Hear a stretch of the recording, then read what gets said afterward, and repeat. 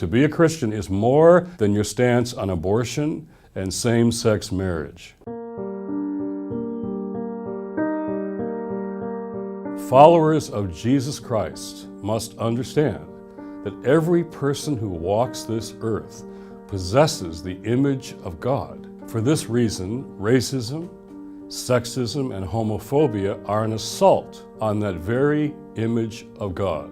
Now we have a president who makes this degradation of the image of God routine. And yet, this did not start with him. Trump is not the cause of all this. He is the consequence. Our country is embracing its very worst demons, showing how far and deep they really go. There is a better America, a better future, but this future involves choices, moral choices none of us can avoid. Christians who say they're not political will still make a choice when November 2020 rolls around. This can be a choice of silence, which works as affirmation of the status quo. It can be a direct vote for an anti-truth, anti-immigrant, white nationalist administration. Or it can be a vote against those systems and prejudices, a choice proclaiming that the image of God still has value. I am going to use a word that is controversial and may even sound irreverent, but it must be said. When your policies and your words are antithetical to everything that Jesus said and did, those policies are anti-Christ. The white nationalism in America is not just racism, it's anti-Christ. The dehumanization of immigrants is not just a lack of compassion, it is anti-Christ. The mistreatment of women through sexual harassment, abuse, and assault isn't just sexist, it's anti-Christ. And for churches not to name and say that clearly and boldly is evidence of their losing connection with Jesus Christ and his teachings.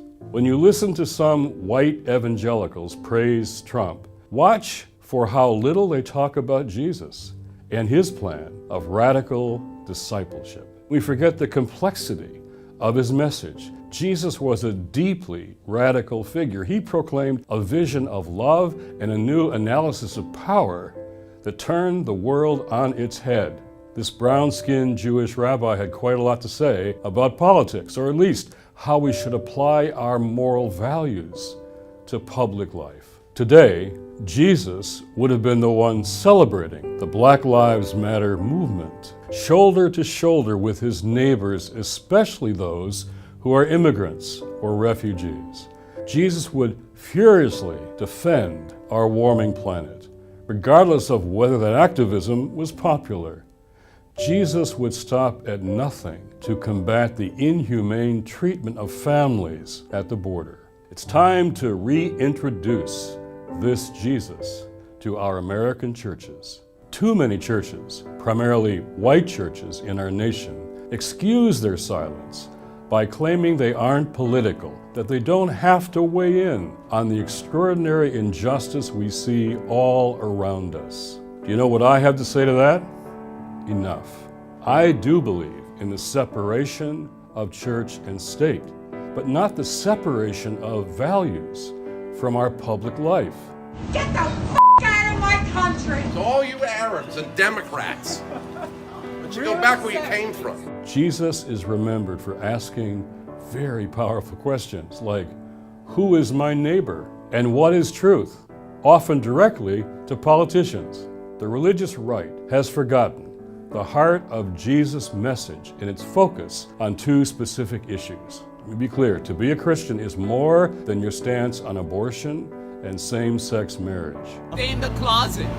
Make sure your closet is in another closet. To be a Christian is to fiercely defend your neighbor, including especially those who couldn't be more different than yourself. To be a Christian is to stand against white nationalism and the anti-Christ policies coming from the White House. There is no dancing around that fact. To defend the image of God in all circumstances is every Christian's calling. LGBTQ are all initials that stand for people who are beloved by God. All human life, whether at the border or in the womb, has dignity. Furthermore, women who have abortions are beloved by God. We have to go deeper in our thinking about how we protect the vulnerable. There are 2,000 verses in the Bible about the poor.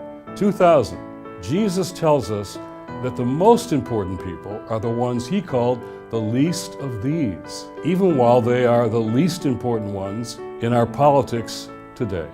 Doesn't the church want to be remembered for its unconditional love for all people?